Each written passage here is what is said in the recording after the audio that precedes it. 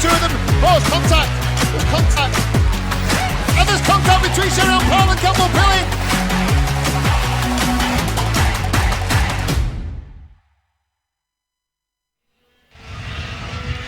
Good morning and welcome to round 2 of the 2024 Daniel Ricciardo Series here at a bitterly cold Little Rissington. I'm Ben McPhillips. It's going to be a pleasure to have you joining us throughout the course of the day. And here you see the front of the dummy grid now for our DRS45s. And we'll have a quick look actually at the warm-up results for these drivers. We can see that fastest of all was Zane Perry on a 53.920. He was 3.5 tenths quicker than Harvey Preen. Callum White third. Of course, the driver that won on the road at Shennington before being relegated, as the drivers are now out onto the circuit. White was almost 8 tenths off the front, very, very close then between White and then Solomon Adeniji in 4th, Jack Edger in 5th, Odie Hole in 6th, and Cooper Campbell-Lease in 7th. Actually back to Billy Priest in 8th. Between he and third place White, there's just 3 tenths, well actually less than 3 tenths, less than a quarter of a second actually, between those 6 drivers. So it is competitive around that area. Suspect some of them, of course, because that's the only time they've run so far this weekend. They're still going to be finding their feet a little, you would suspect. So you'd expect to see things become much more competitive as the day progresses, especially as things really begin to count, starting with this qualifying session, and we can already see that they are beginning to start their flying laps. Just looking now at the dog leg to see the lead driver on the road coming through there. I'm just trying to see the number. It appears to be 24, which would be Cooper Campbell-Lease. Let's see if we've picked that out correctly. No, we've got that completely wrong, actually. It's number 11, Odie Hole, that's coming through there. Can be difficult at times to pick out these darker number plates as they come through to complete their first flying laps. And it was Odie Hole actually that used the benefit of clear air to post a very impressive lap time actually, on a 53.8, so already faster than the fastest time we saw in that warm-up session.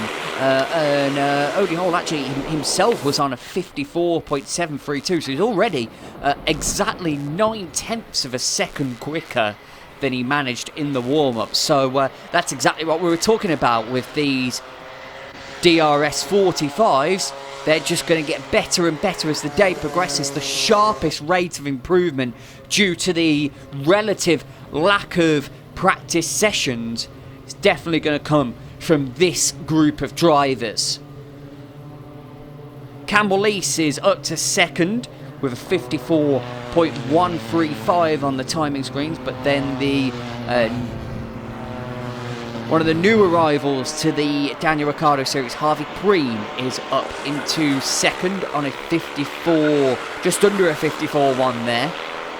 So I wonder how many of these drivers we will see dipping into the 53s. You would imagine that with the track evolution, there certainly may well be a few more names able to do that. Of course, it's not going to be tended to arrive at a few of these meetings here in the Daniel Ricciardo Series. Well, we've had overnight rain, and so the track evolution is really sharp as a result of that. But the consensus here is that even though we've not had any rain, the the track is still very much rubbering in.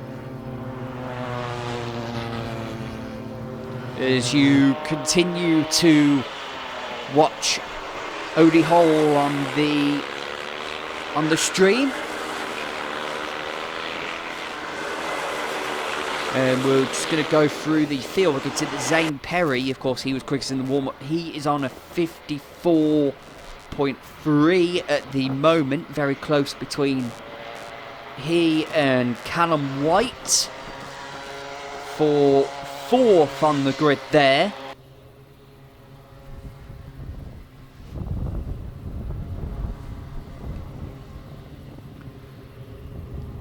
Just looking through the field, looks like there's been an improvement there from Solomon Adeniji. No, he's now been pushed down the order as Leo Edger and Billy Priest move up to 6th and 7th. Of course, Leo Edger, our winner from Shennington, down in 10th, interestingly, in the warm-up session. And up in 6th at the moment, so it's a little bit better for him. Again, maybe just one of those examples of certain drivers trying to play themselves into proceedings here at Little Rissington.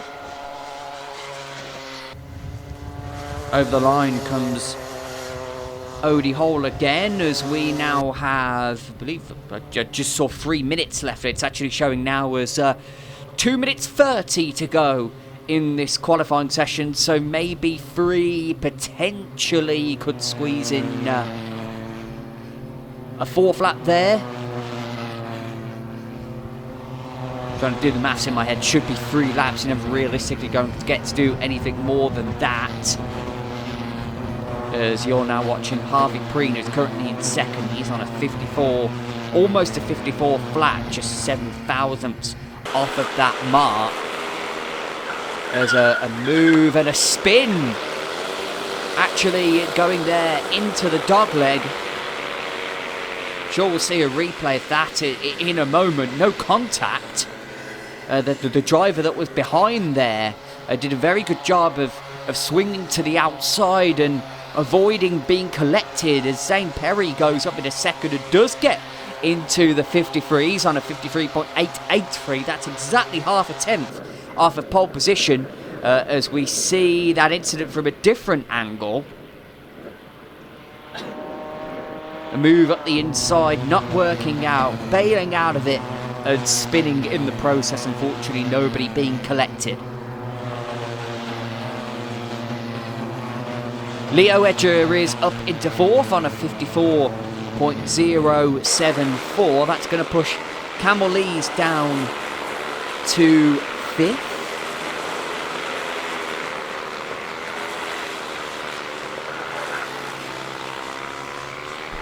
And except from Harvey Preen, it looks as if everybody that we've got up towards the front at the moment was in action at Shennington. So the benefit of the additional track time is certainly being reflected on the timesheets. The second highest of those new to DRS is Bailey Collins. They're moving up into 9th place as these drivers begin what I believe will be their last time lap now.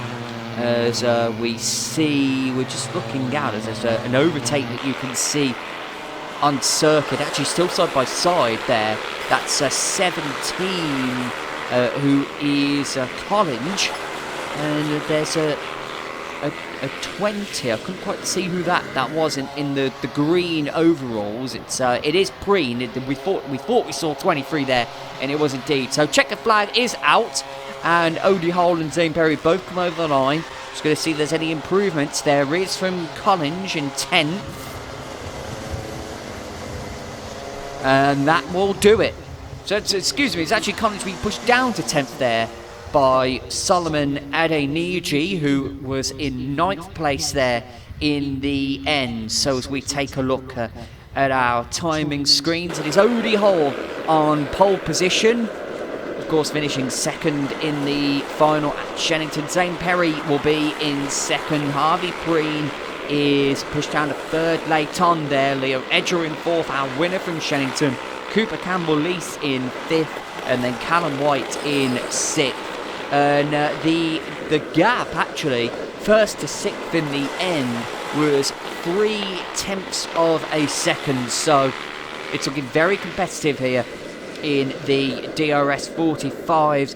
Leo Belamenko in 11th, less than a second off of the pace. And it makes you wonder, with a bit more track time, some of these drivers that are new to the Daniel Ricciardo Series get those right up there with a little bit of extra track time, and who knows what can happen. Could be even more competitive than it is right now. Plenty to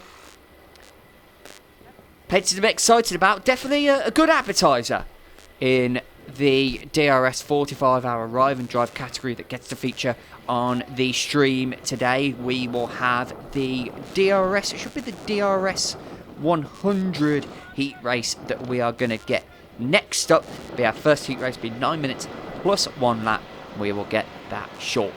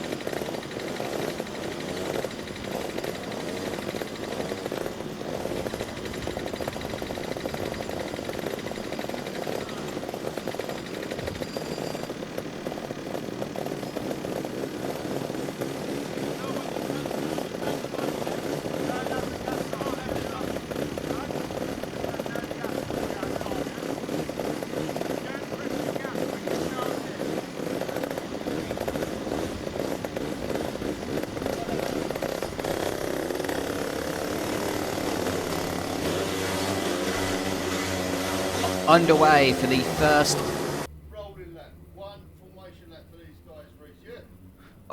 first of our DRS 45 Arrive and Drive heat races. Understand that there's just going to be one rolling lap for these drivers before we get a start, so should be very, very quickly up to racing on this one, as it's going to be Odie Hall leading us to the start line. And after a warm-up session where these drivers were really trying to play their way in, we got a fantastically competitive qualifying, and hopefully the same will bear out in the race. Certainly for these drivers out at Shennington, that's exactly what happened. And for the 35s there, that's exactly what we saw as well. They've been told to slow down, but they look to be coming to the start-finish area very, very slowly. In good order at least, and that's the main thing we want to see as we look for a start this time by. And here we come. So it is Odie Hall and Zane Perry that will look to bring us to the grid and to the start. And here we go. And I think Perry did get a little bit ahead there, and someone's moved out of their tram lines. And well, we'll see exactly what might happen there. Are we going to go round again? Yes, we are. Full start is declared. So could have seen that one coming. And we're just going to someone broke formation before the lights went out, so full start, full start, full start. So you may well have heard that instruction coming there from the clerk of the course, Matt Daniels, and so we will have a restart as a result of what we saw there on the stream and what we called in the commentary the breaking of the formation. That of course will lead to a restart. Certainly they came down to the tram lines in good order, so there was nothing wrong with that. It was just a little bit too much eagerness as they tried to get up to speed. Of course, we actually had a situation here in the 100s where we had a big accident as a result of a similar incident, but that was actually because of a driver that couldn't get up to speed on the front row. Here we go. This looks a little, no, still moving and defending, and another false start is declared. And one rather suspects there may well be something of a talking to out there as a result. We will see what happens on that. That's generally what we get after a couple of false starts. And you saw there it was exactly the same thing. The third in line there. Was that Leo Wedger trying to make those moves? Whoever it was certainly feels like they've got some extra pace in their pocket. And you can't blame them.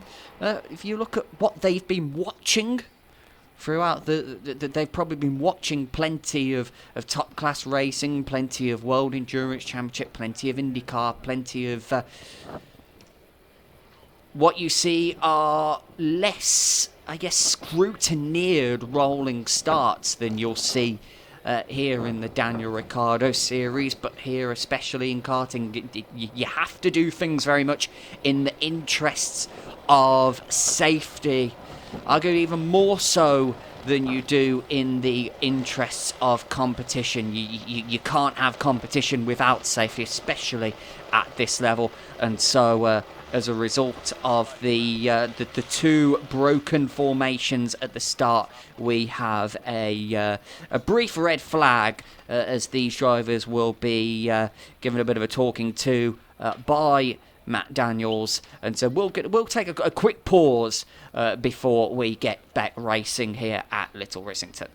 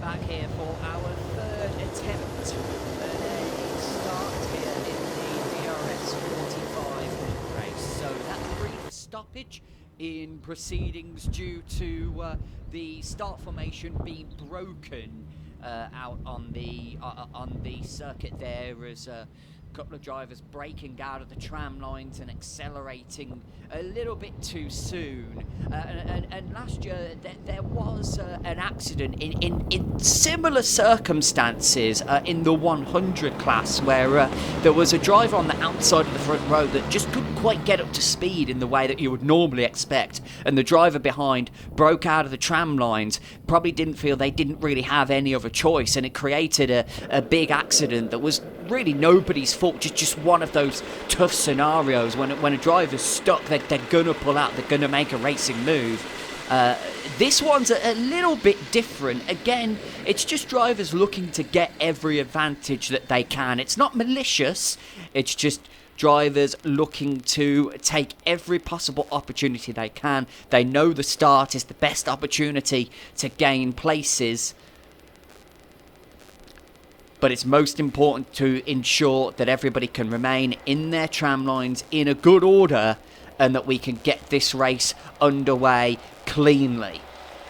And so we go again, and they reach the line now and begin to accelerate, and here they go. And that was a little bit more orderly this time, and it looks as if we have gotten a start. There was still a little bit of movement still on the tram lines, but it was all just about okay. Certainly much better than what we had before. As a bit of contact there, there was a spinner down in the loop there around mid-pack, and trying to take the lead there. And looks like getting through, actually. Is that Leo Edger coming up into the lead there? We'll see when they come around. But already some big moves being made towards the front there. Odie Hole has dropped back in what appears to be second place. And Zane Perry looks to be nowhere to be seen. He's there actually in fifth place. So as we come back around for the first time, it looks as if it's Leo Edger that's gotten into the lead. Odie Hole is being passed there for second place as we see the up and under move there. That coming from Cannon White. And so it's Edger, White, Hole. You're seeing Hole second on the timing screen. So that's because the move from White wasn't completed before they got to the start-finish line. You can see that in there now. It is White in second. It's Hole in third. It's Harvey Preen in fourth, ahead of Zane Perry with Billy Priest in sixth. And here they come up towards the dogleg for the second time. Hole closing up, under braking there on Cannon White. And a move being made on the exit for fourth place as Zane Perry gets past Harvey Preen. Through the middle bend they come. Preen looking for a move back. He got a better entry into and wide on the exit there of the elbow was Cannon White, and Odie Hole is able to close in, trying to get to the outside of the first corner. Can't quite do so. As they come through the slight little infield section here, through the loop.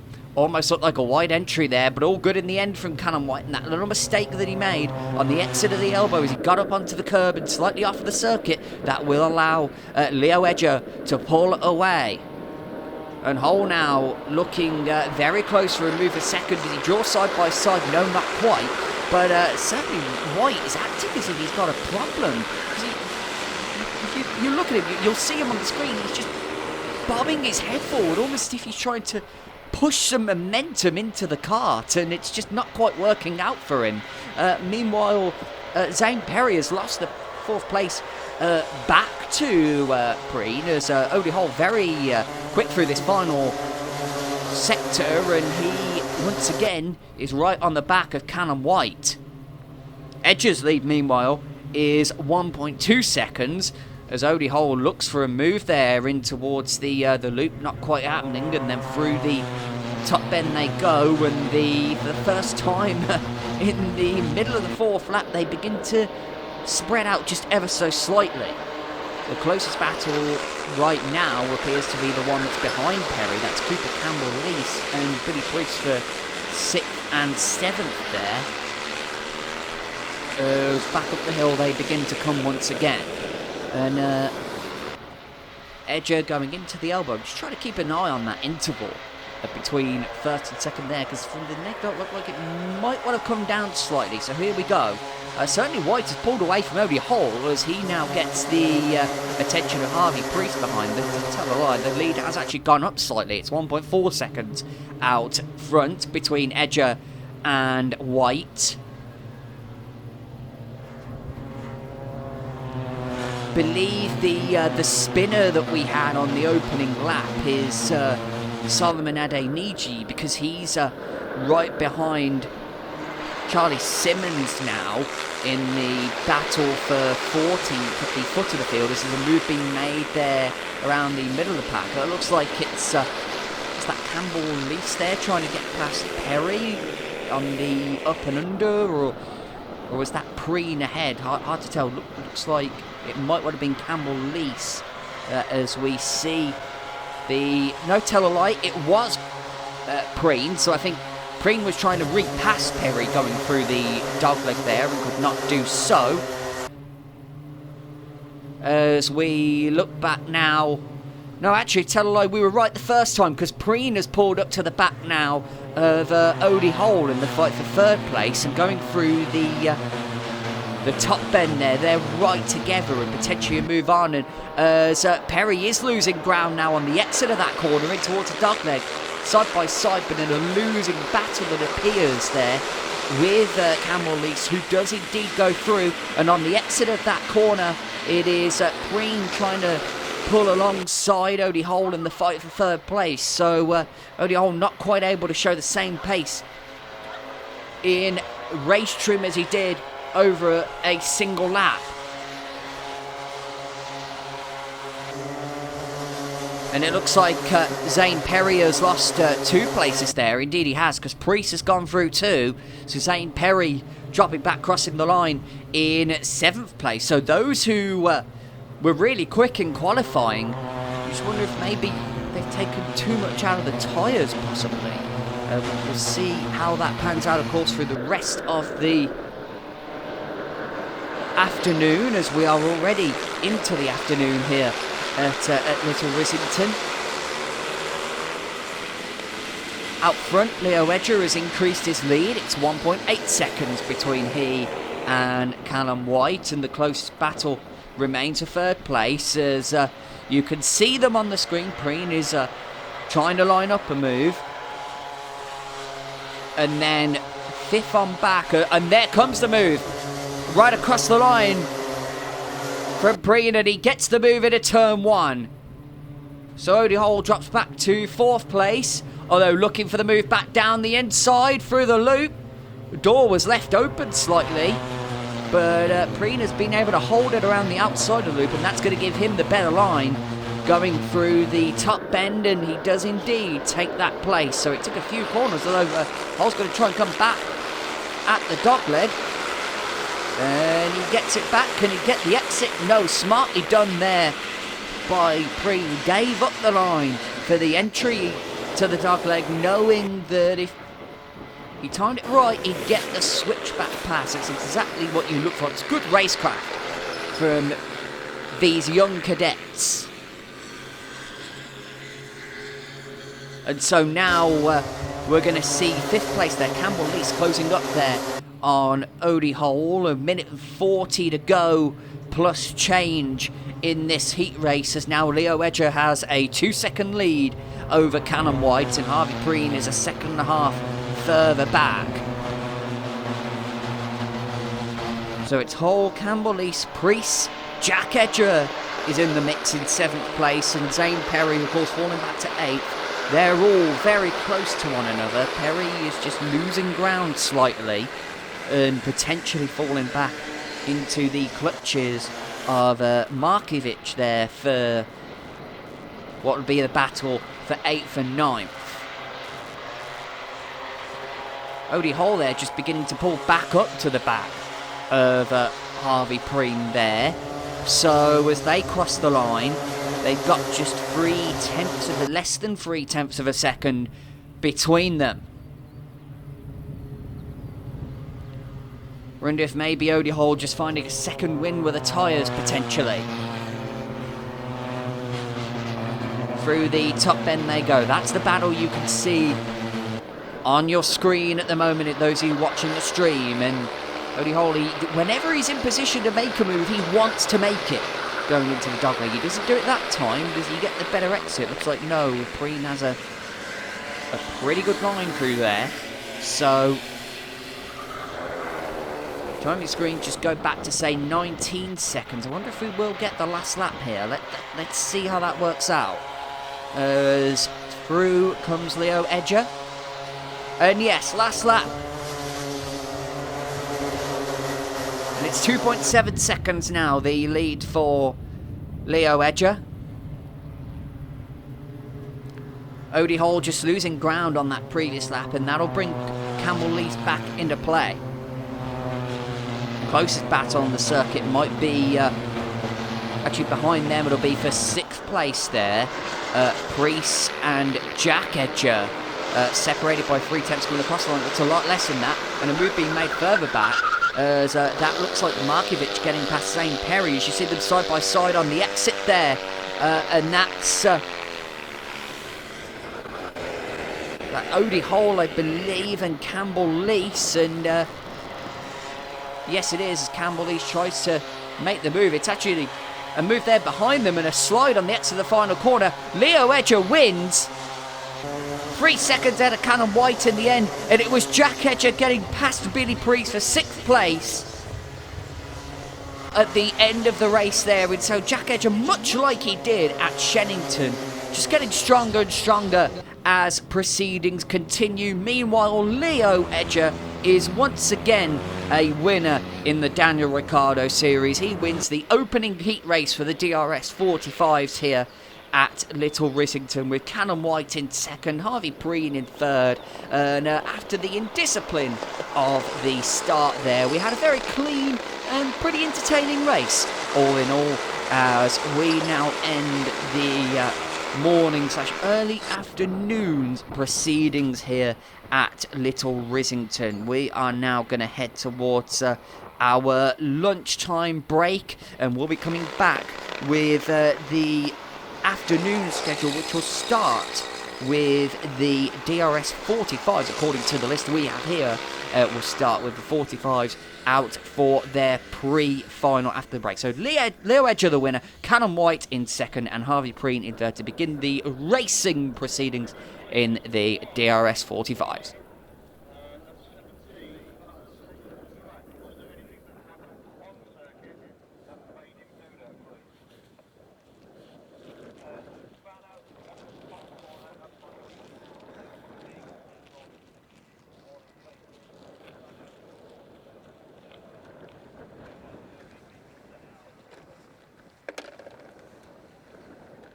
Ready to go for our pre-final for the DRS45s. We have some news regarding the heat race that occurred in the DRS100s. There was a penalty for Josh Mills, who was the leading novice. He was up at 7th place at one point. He's defending his position from Freddie Farrell. Post-race, he was found to have used an incorrect tyre on the kart. Believe that would be in relation to an unregistered tyre that's not been registered to be used at this event. We will get the clarification on that by the time we start the heat race. The pre-final for the 100s for that particular category. So understand there should be, we've just heard from the clerk of course, Matt Daniels, should be just the 1 lap before we bring the carts around to a start. Of course, this was where a lot of the contention happened. The 45s, the category, was a lot of contention around the start, and we had to stop the carts out on circuit and have a little talking to some of the drivers. Leo Edger will bring them around. They look in good order. There was never a problem with this. It was when we got to the start. Let's see. Let they go. And they're very clean. Yes, much cleaner than they had been. There's a bit of a forceful move in the mid-pack, but all is well that ends well, as Edger trying to defend the inside there, and he does just about. There is contact around 2nd and 3rd place there. I think that might well have been Odie Hole just ran into the back of the driver that was in front of him as down towards the dogleg we go for the first time, and it is Edger leading. And it looks as if there has been a change for second place as we come round for the first time. It looks to be Callum White that's in second, and White was the one that was really struggling. It looked like he had a problem throughout that race with his kart. He was just trying to push it forward, almost willing it on. Leo Edger runs wide. Into the lead goes Callum White.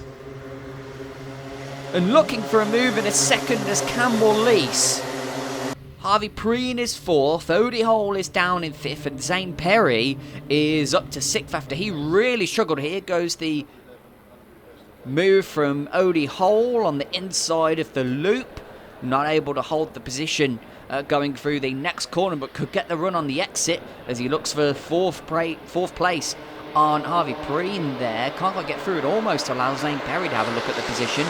And is that Leo Edger back into the lead? It looks to be, and I think Callum White has made a mistake. They're going to go 3 wide on the exit there as they go through towards the middle bend. And not only has Leo Edger gotten back into the lead, he's gotten a bit of a gap as well. So that's superb stuff coming into the dogleg there. And it looks as if White there might be back in fourth place. Once again, I'm not sure if was that just an error. Did he take too much curb? Yeah, it looks as if there he's just taken too much curb going through the first part of the dogleg there, and then taking advantage and going into second place was Preen. So he makes the same move that Ratford made earlier on, and there's a problem for, is that Odie Hole? Doesn't look to be, as he's showing in fifth place at the moment. So this is going to be one of the drivers who's had a spin, and it's same coloured helmet, but it is a different driver. Looks to be, is that 27? Markovic potentially in the wars. Looks like there's been another change release. Priest has gotten into lead, and then, oh, he spun it, trying to... So Leo Edger tried to make the move, he spun it, taking, I think, too much curb, but he's going to drop all the way to the back. It's a costly spin, and it's really delayed a couple of drivers that were trying to come through as well. Would love to see a replay of that. That's completely changed the complexion of this race. Here we go. Oh, I think he, hard to tell. Did he get hit?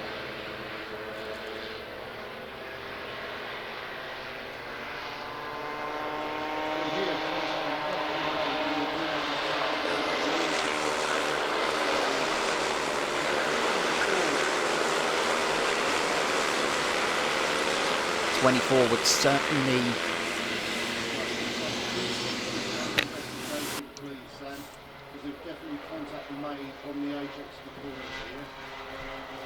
.24 would certainly fit in with what we saw on that replay there, but the order has vastly changed the result of that. As here comes Edger in a big lead now, almost a 2-second lead, and it's Zane Perry up in second, and Odie Hole, who we thought might have been in trouble a moment ago, is now back up in third place, and he had just a little bit of a go there at Perry into the loop there. I think that might well have actually just been Perry trying to take a different line, but from our angle it's deceptive. It almost looked as if the door was left open. There's going to be a move made for sixth place there going into the dogleg, and that is going to be between Jack Edger and Cooper Campbell-Lease, who is of course the 24, one of those that will be under investigation as through we go. The elbow once again, which has been the real action point in this one.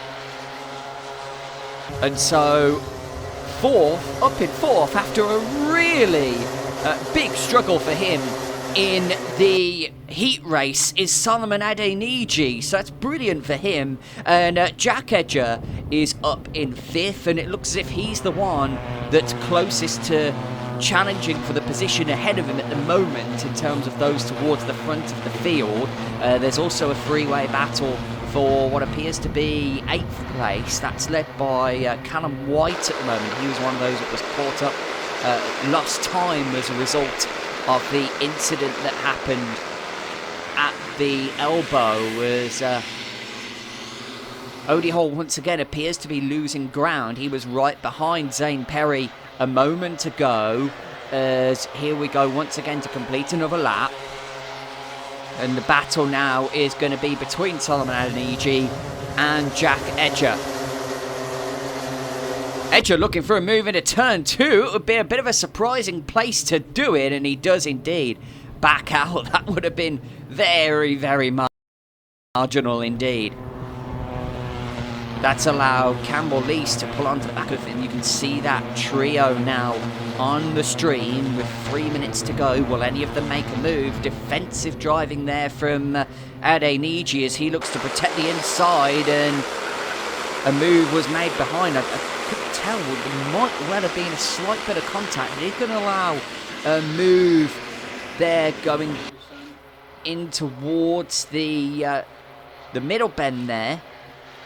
Might well be. Is that kind of White taking 2 positions? We'll see when they come around on the timing screens. And through they go. Well, the timing screens aren't showing any change of order, so clearly there's been... oh, there we see. We had a bit of a slow update, that's why. So, yeah, we see a penalty on the screen for Cooper Campbell-Lease, and that's going to be for that contact that resulted in a spin.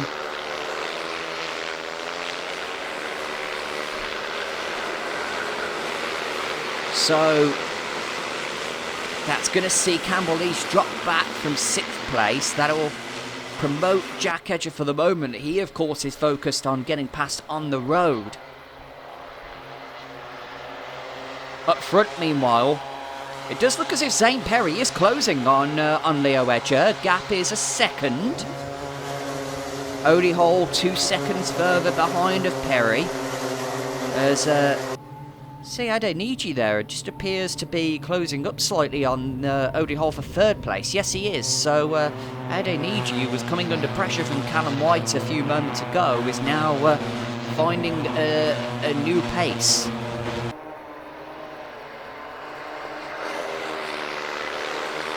Looks as if the gap out front is remaining at about a second.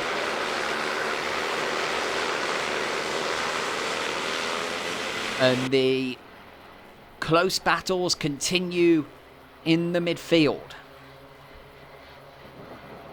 So here we go. Edger, Perry. It looks possibly a little bit less this time by. Here they go. Let's see. Yes, it is quite a bit less. It's 7 tenths. Perry will have 2 laps to make something happen. Should be the final lap when they cross the line this time by. It's not making any big inroads at the moment. As they come into the dogleg, Adeniji continues to pull up towards the back of Odie Hall. The gap between them, those two as they cross the line, was under 3 tenths.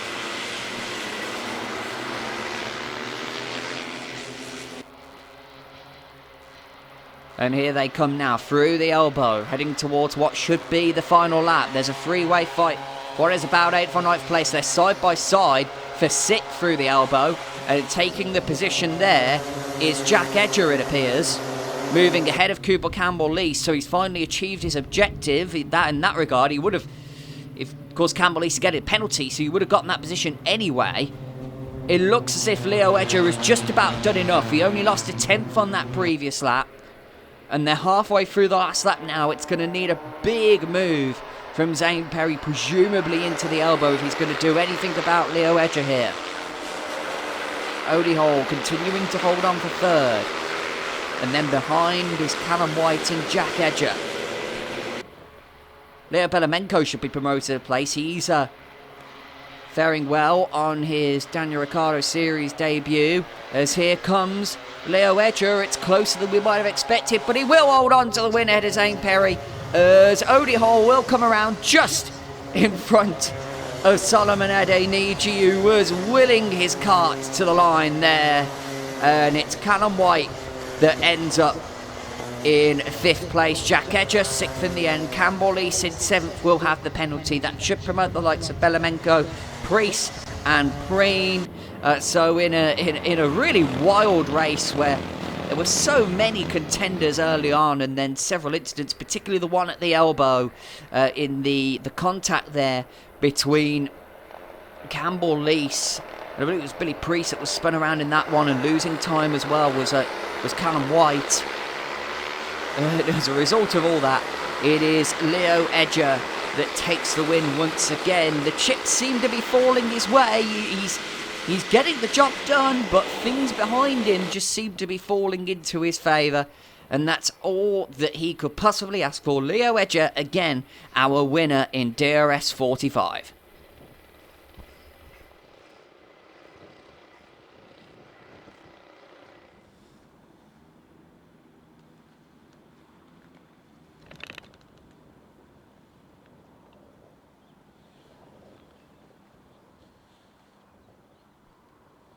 Am I right that we're ahead of schedule?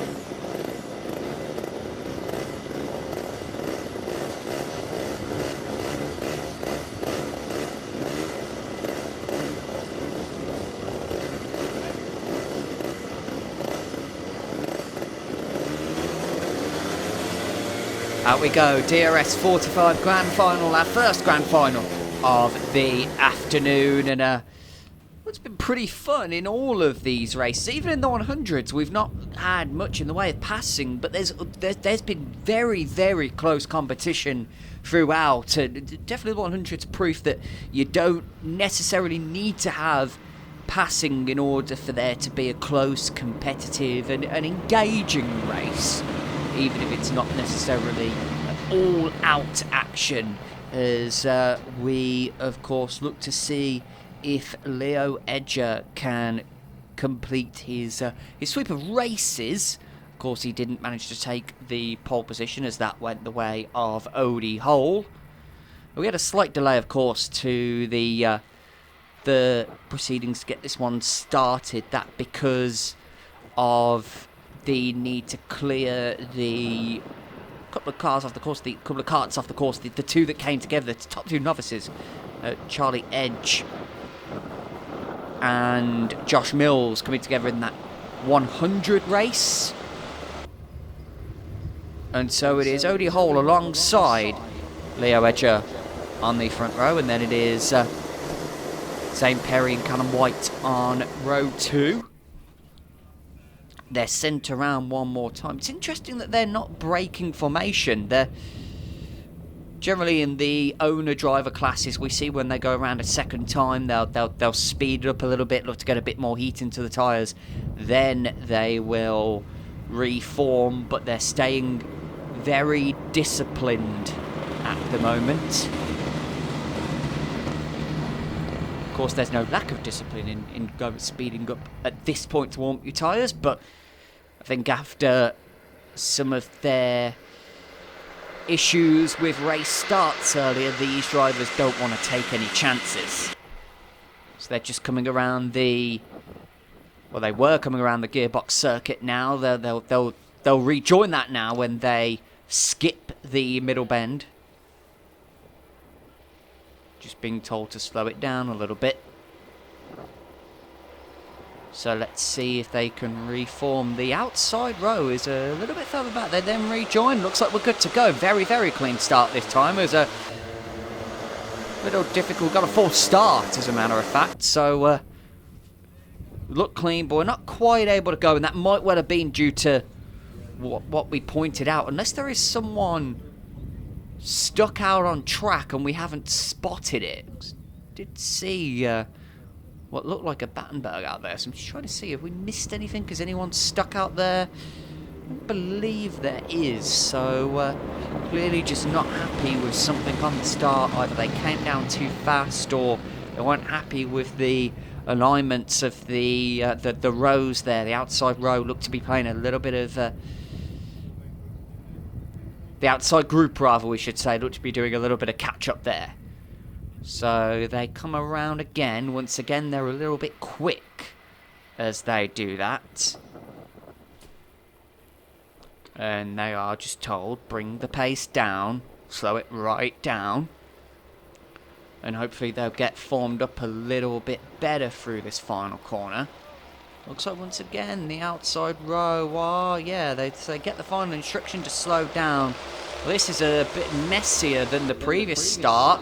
And well, we got moving again in the tram lines, and again it's another false start. Well, there's no way that they could let that one go.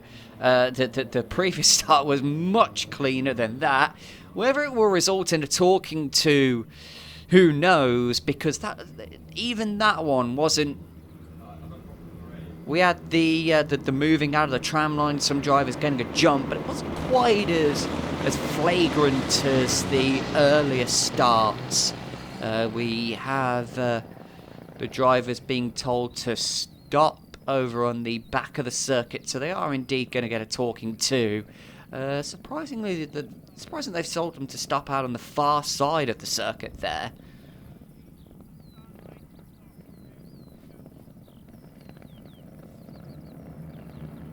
So there you go, they are now being allowed to go again. So just the briefest of stoppages. And I think the word is simply going to be slow down. Either that or, you can see Matt Daniels is now walking out onto the course, which leads me to suspect that they might well stop them again when they come round to the start-finish line. Andy Cox is there waiting for them. Just being told to slow it right down.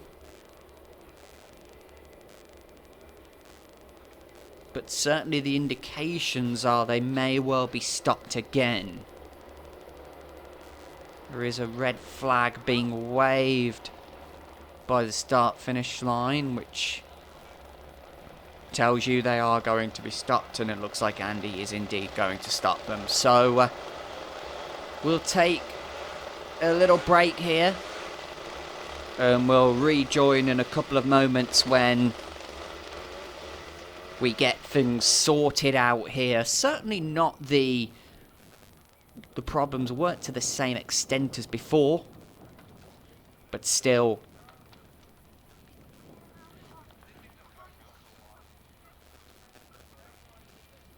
So the front two rows are being called to the grid, being called to the front with Matt Daniels. So they're going to be I wonder if they're all going to be sent to the back. We've seen front rows sent to the back before, but front two rows will be interesting. Let's keep quiet for a moment. Let Matt talk.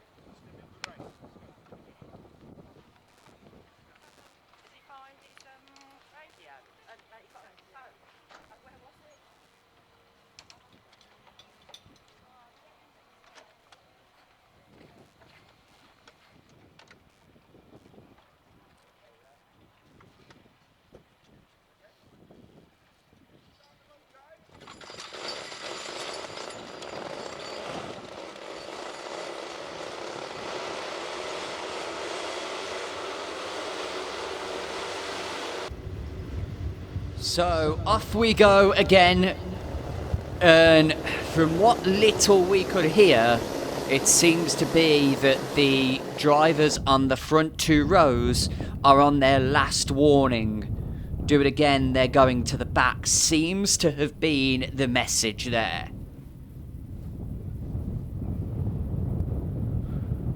So, once again, it will be...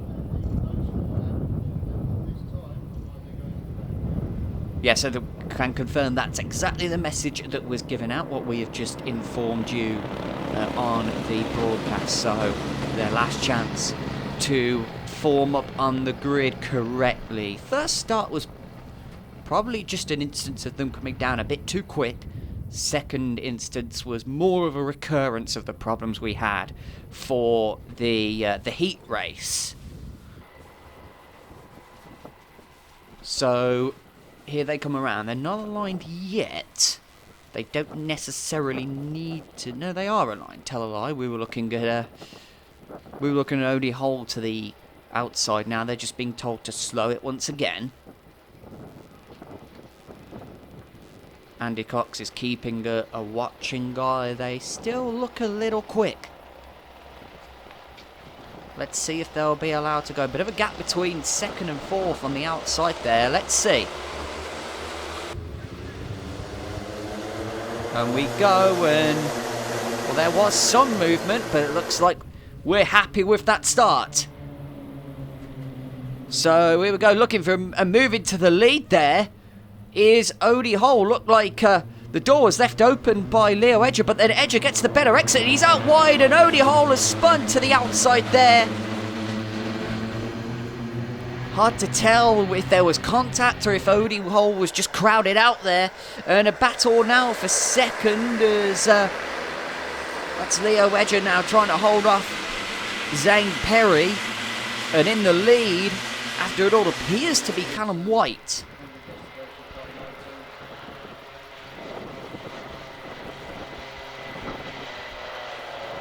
And so through they come through the elbow for the first time. No side-by-side action for the moment, but I'm sure it won't take long for that to change.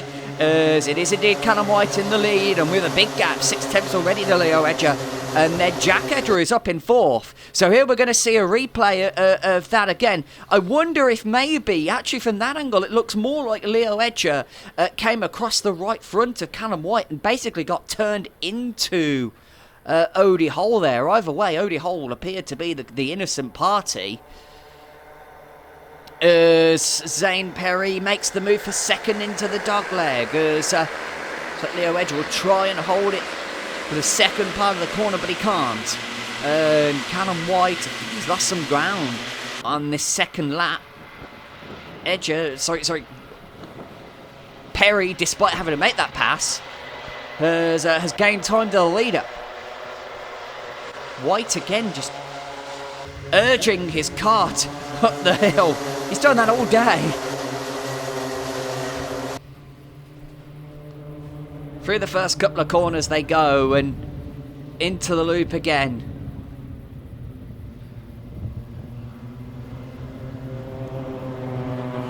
Perry with the fastest lap that time, 53.6. Be interested to see, of course, how Odie Hole will get on coming through from the back of the field. But with some of the chaos we've seen at times in these races, he could still rescue something. You never know. Leo Edger at the moment looking for a way back past Zane Perry, and now it's Perry urging his cart forward. Round they come to complete the third lap.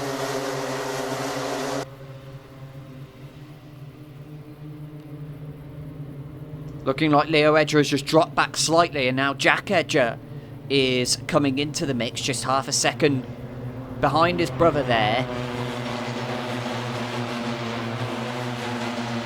And through they come towards the far side of the circuit. Pretty even Stevens in the fight for second. White looks like he's re-established a bit more momentum out front, not losing time on this particular lap as the gap appears to be, the battle appears to be a close one for 4th place. There is a move actually going on for 7th right there, as that is going to be Preen making the move on Adeniji, who nearly got onto into the top 3 of the last race after having ran at the back in the heat.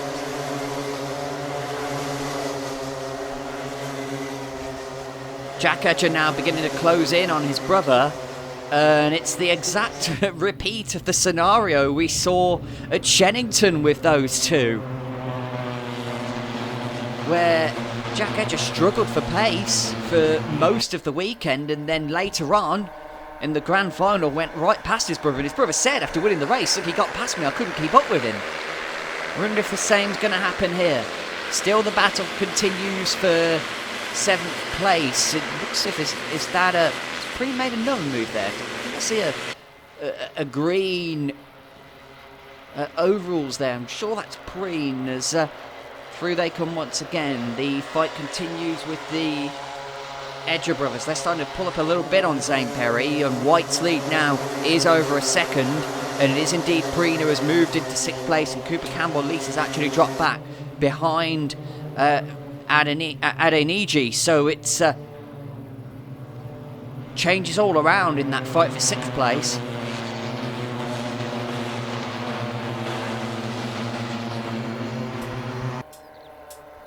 Once again, the Edgers are the closest battle. It looks as if Preen is close to making a move on Billy Priest in the fight for 5th place. Might well get him through the exit there. We can see a contact warning, but there's another graphic in the way, so we couldn't quite tell who it was that actually had that contact warning. As through we go to complete another lap. Leo Edger is still hanging on in 3rd, and they're just about closing in on Zane Perry, who has held the gap to Callum White that time, remains at a 2nd. And it's Harvey Preen who the contact warning was for there. As you see, the Edgers continue to fight. Don't think Jack will... If there's any drive that Jack isn't going to risk a move on, it might well be his brother, as the fight for 5th place continues, and you really can put a blanket over that quartet. It looks like a move is going on there for 7th. I think that's going to be Adeniji being passed by Campbell-Lease. Adeniji then pulls back alongside at the exit of the elbow, but not able to get back by. Gap to 1st and 2nd remains the same. Zane Perry pulling out a little bit of distance over the Edgers, who continue to be the closest fight on track, along with the 4 behind them. Looks like Jack Edger is close to making a move here. He does look to be having a look. Leo is a bit better on the brakes. The move now potentially made for 6th place. Campbell-Lease looks like he's going to go back past here Preen, and Priest is back in 5th. That those 4 keep swapping positions all the time. Almost look like a move back ahead there. So that's Adeniji coming back through then into 7th place ahead of Preen. And now Solomon Adeniji is going to have a look back at 6th place ahead of Campbell-Lease potentially. Side by side, exiting the corner as they go through the loop there. I might give Adeniji the run down towards the dogleg there. He's on the outside at the moment as they approach the braking zone. He might have to give that up, but he's going to try and hold. That's a sensational move around the outside from Solomon Adeniji, and he is going to keep it at the exit, you know, around the outside there. You don't see that very often. And that puts him back up at a 6th, but then he seems to lose momentum going through the middle bend there. But he ultimately ends up keeping the place. Looks like Leo Edger for now has fended off the attention of his brother. 4 minutes to go. The question is going to be, can Callum White keep his tyres alive? Will anybody risk dropping back? Will anybody make any great strides?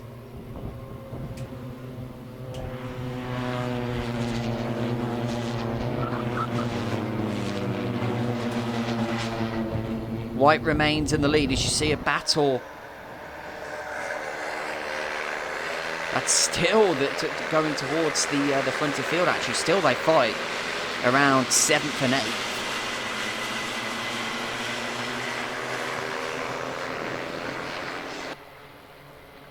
Top 3 beginning to be spread apart now, and Jack Edger looks like he's beginning to fall back into the clutches of Priest. That gap actually was over a second on the previous lap, so it may well be a mistake somewhere from Jack Edger, losing 9/10 almost on that last lap.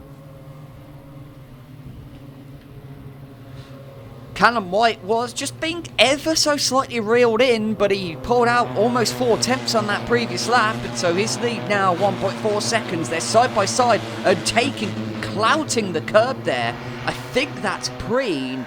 That may well have allowed, or was that Priest? Two drivers with a tint of green on their helmets. Not always the easiest to tell apart. Looks as if it was Priest, as he's currently holding off Edeniji there. And as we come back round again, White, Perry, Leo Edger banging his steering wheel in frustration. Clearly believes he should be higher up the order than he is. It's been a great weekend for him so far, and he can't be too unhappy with 3rd place. Jack Edger beginning to fall back, as we mentioned, losing 9/10 on a lap a couple of laps ago.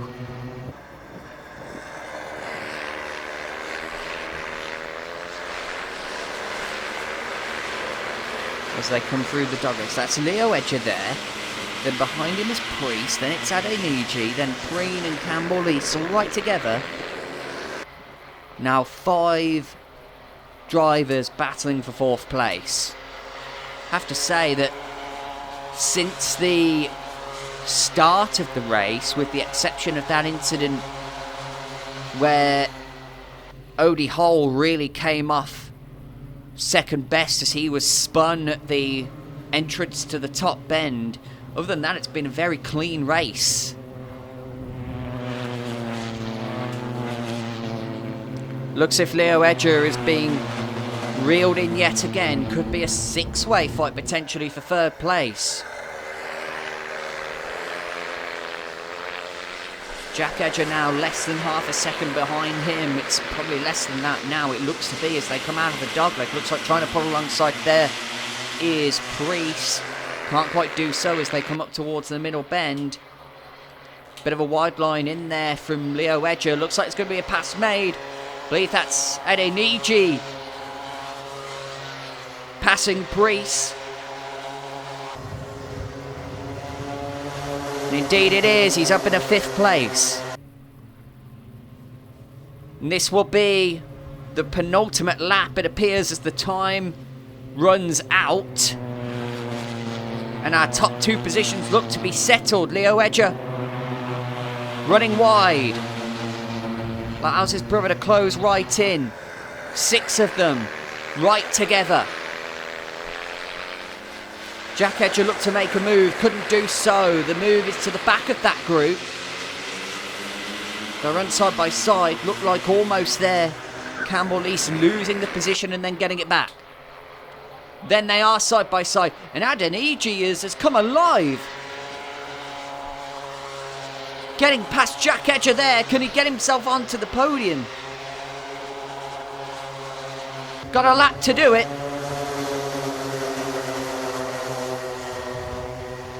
And he's got to pass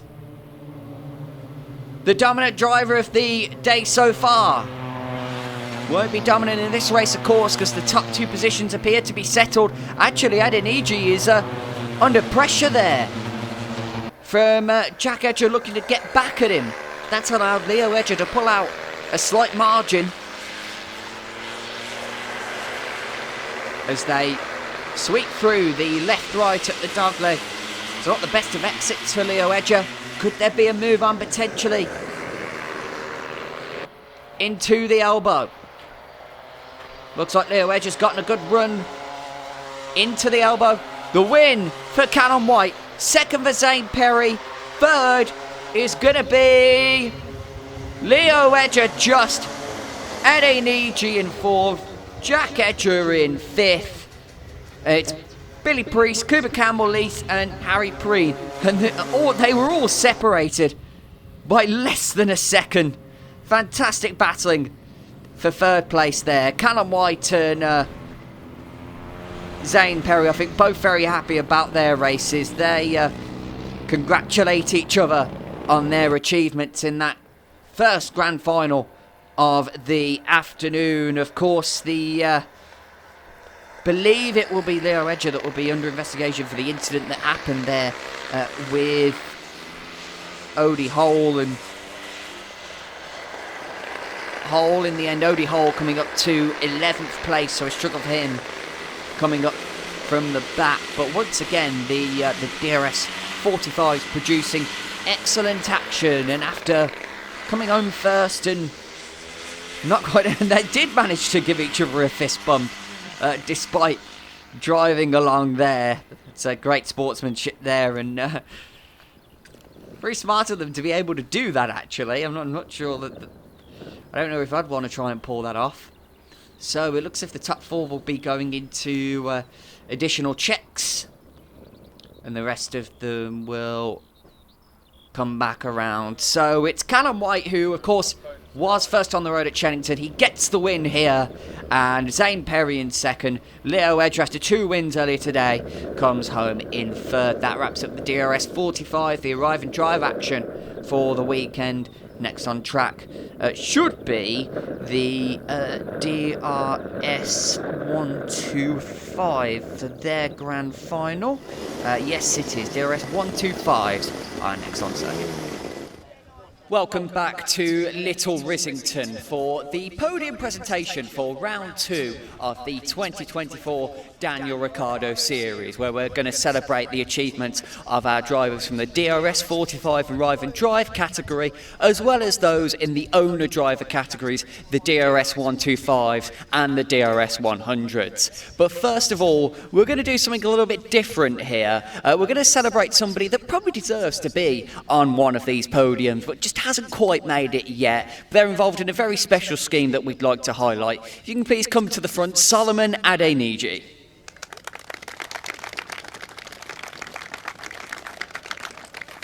So Solomon, you're obviously involved in a very special scheme that we're going to ask you about in a moment. Just very quickly, how are you enjoying racing in the Daniel Ricciardo Series? It's really good, and I've had some good moments and some unlucky moments, so I hope to get the podium next time. You've been coming really good in the grand final, just not quite able to get the podium yet. What's your secret to coming so good and when it really matters? When I have to be mentally strong, especially if I have bad qualifying, so that just motivates me to get better and I drive faster. Well, obviously you're motivated by something that's very personal to you. If I could just get you to zoom in on the overalls here. You're racing in support of Guide Dogs for the Blind, I believe, is the cause that you're racing in support of. So they're not sponsoring you, you're effectively sponsoring them in some ways. What was it that got you involved in that scheme?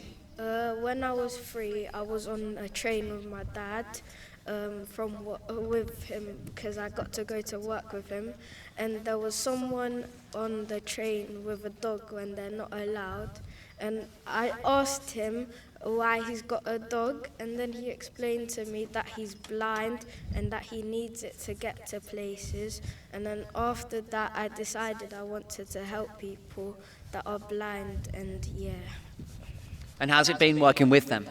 It's been good. I've been working with them for about 9 years now, and they've sent me pictures of all the dogs that I've helped and people.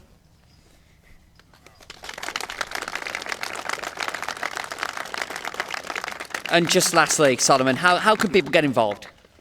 If you go on Google or anything, search up guidedogs.org.uk, and then it just takes 2 clicks. You press sponsor a puppy, and then it's just £4 a month. And that's exactly how you've been getting involved. Thank you for joining us, Solomon. Unlucky not to have you up here today, but I'm sure you'll be here at some point. Thank you for joining us.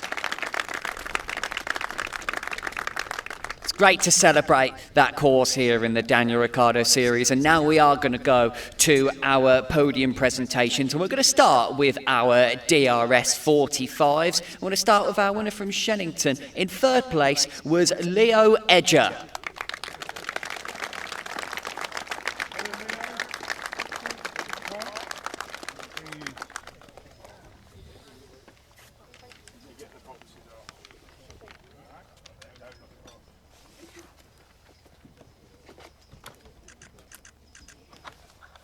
And in second place, Zane Perry.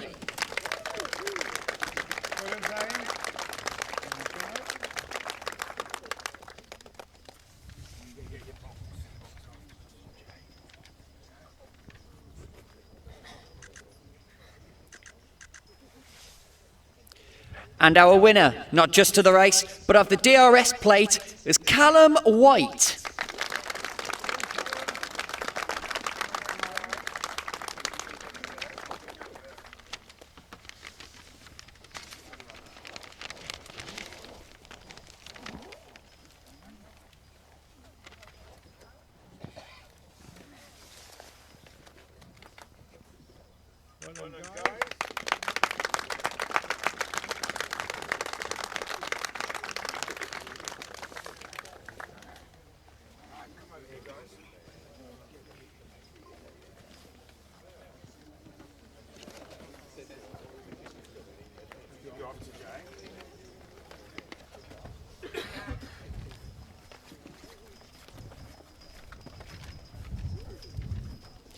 Congratulations to our DRS45 drivers. The 100s and 125s are going to get the same prizes. Fantastic replica miniature helmets for them. It's going to be superb for them to be able to take those home. So we're going to go now to our DRS125 podium presentation now.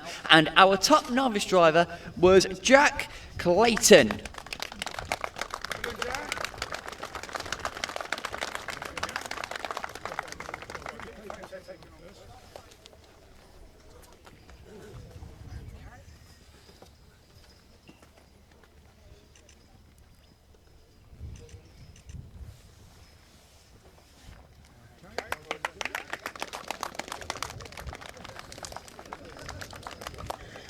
And in third place was Archie Potter.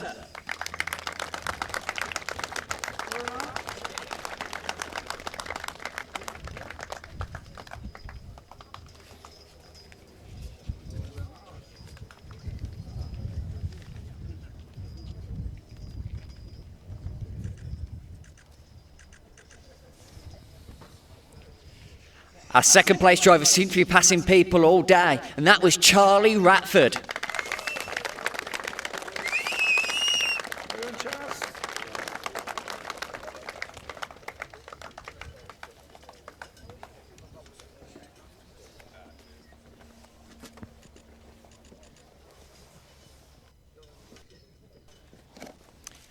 And our winner, who had no passes to make, was Sam Faulkner.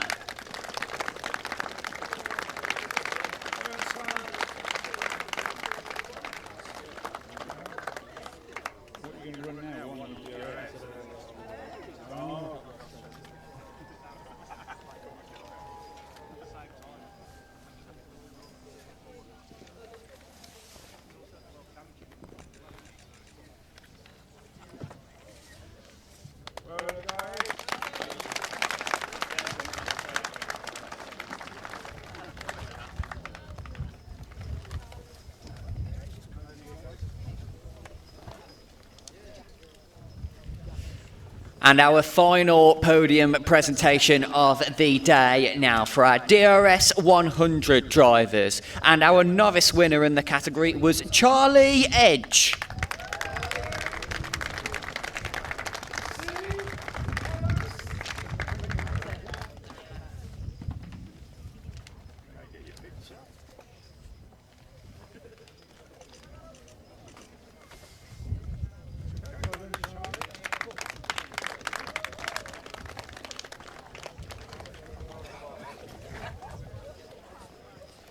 Our third place driver got the pole, won the heat, won the pre-final, but was denied in the grand final. It was Liam Karabelov.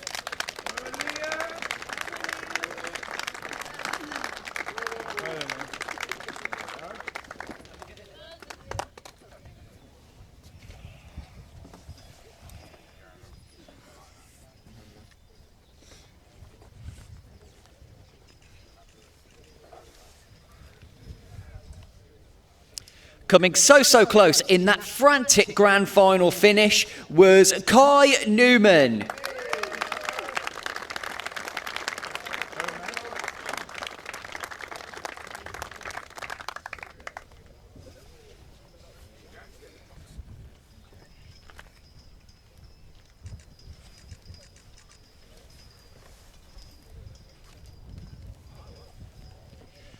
And grabbing the win at near enough the final corner was Maximilian Reed.